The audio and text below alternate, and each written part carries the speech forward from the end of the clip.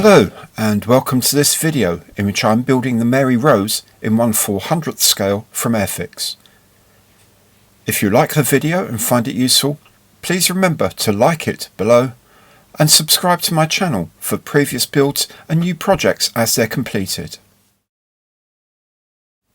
Mary Rose was a carrack, a type of fighting ship in Henry VIII's Navy. Launched in 1511, it served for 34 years before sinking during the Battle of the Solent off Portsmouth in southern England in 1545. Turning about to enable both sides of the guns to fire, she listed too far and water entered through open gun ports and she capsized. Of the 500 or so men on board, only 35 survived. The wreck was razed in 1982 and is now preserved in a purpose-built museum. This model of the Mary Rose is a starter set, so it comes with glue, paints and a paintbrush. I'm going to make the kit using just these things, apart from two little tweaks that I'll explain later. Otherwise, this is a skill level 1 kit, so it can be made by anyone. It also comes with one flying hour. Either collect these as a member of the Airfix Club toward a free kit, or you can donate them to Models for Heroes. Details on this are in the comments box below. If you're new to model making, you might also want to check out my 10 top tips video, which you can find on my channel. Anyway, let's see what comes in the box. The box opens at one end and we can pour all the contents out.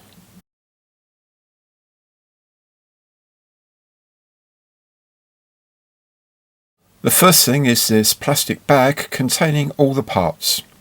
There are 3 sprues of grey plastic, one for the hull and the foresail, one for the mainsail and the masts, and the other for the rest of the parts. You can see the detail in the mouldings, such as the cannon barrels on the main deck. Next is a smaller bag which contains the paints. We have a wooden brown, a cream linen colour for the sails, white and gunmetal for the guns. We also have a Humbrol No. 2 general purpose brush. Then we have the instructions. There are 3 pages of warnings in various languages against various things and 2 pages of actual instructions.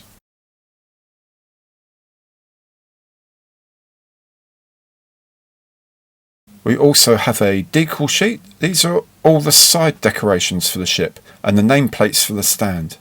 And we also have 2 flags on self-adhesive paper.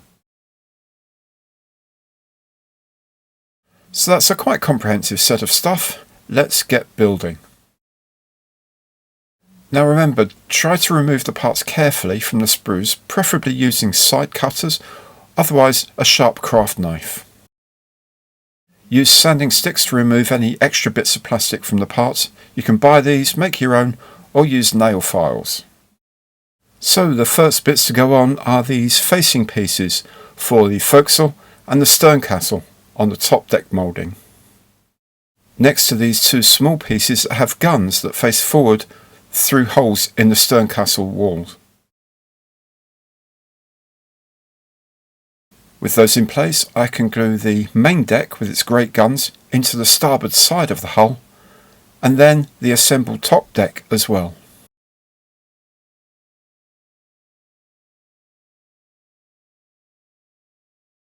That done, I can add the port side of the hull and the ship takes shape.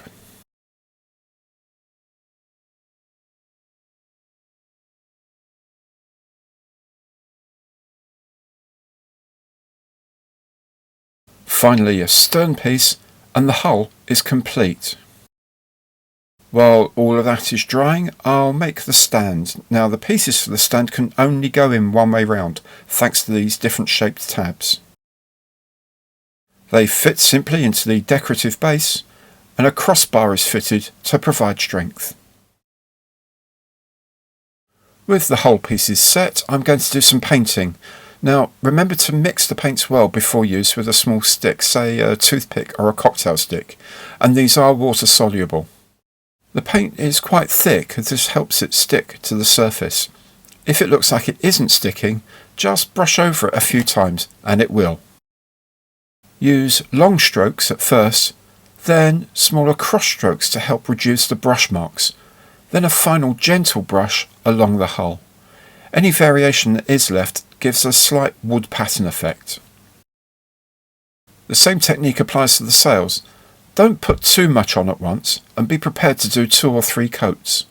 For the last coat, try drawing the brush away from the corners to give the impression of a sail under stress. While the paint on the sails is drying, I can start on some of the decals. There are quite a lot of these and they can be fiddly, so take your time. Having soaked the decal in a dish of water, I use a pair of tweezers to hold the support paper and guide the decal into place with a wet brush.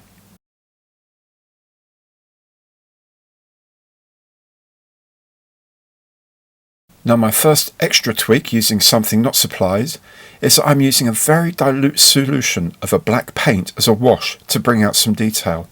Any black acrylic paint will do, but do dilute it well. The paint will naturally sit in corners and crevices such as gun ports and in the crosswork on the top deck to really bring them out.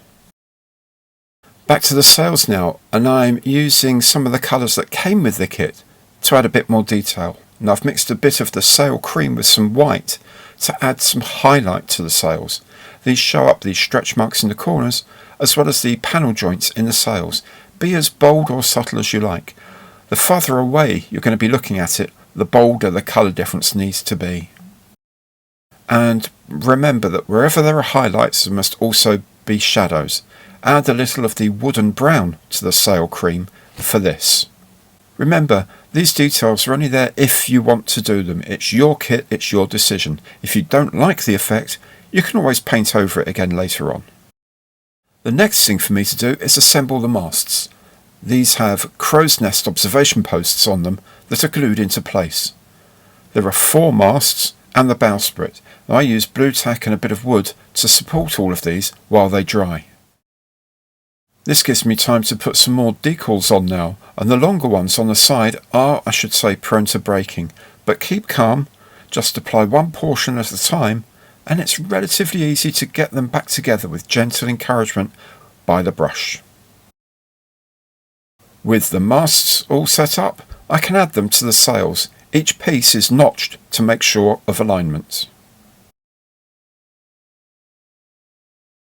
The other little tweak I've done here is paint the stand in a mahogany colour I had lying around from another build, but you can use the kit brown if you like, or even spray it with another colour, it's up to you. Anyway, at this point I'm adding the nameplates, which are decals, and then I'll put the ship on the stand. With the ship stable I can paint the guns with the gunmetal colour provided. You can also pick out the anchors as well. Then I'm ready to fit the masts, starting with the foremast, then the mainmast, the mizzen, and finally the second mizzen or the Bonaventure mast. Then there's the bowsprit at the sharp end and the jackstaff at the blunt end, and the build is essentially complete. The last job is to attach the pennant to the masts. I attach the ends of the pennant first and then slip over the last loop over the top of the mast and press it into place. There's also a royal standard on the foremast which is fit in the same way. And so there we have it, a rather nice model of the Mary Rose with really not a lot of effort. I think it looks very smart and it's a great introduction to ship models for anyone at any age. So if you've enjoyed the video, please do remember to like it below, and also remember to subscribe to my channel to see other builds and new projects as they're completed. Thank you very much for watching. I'll see you next time.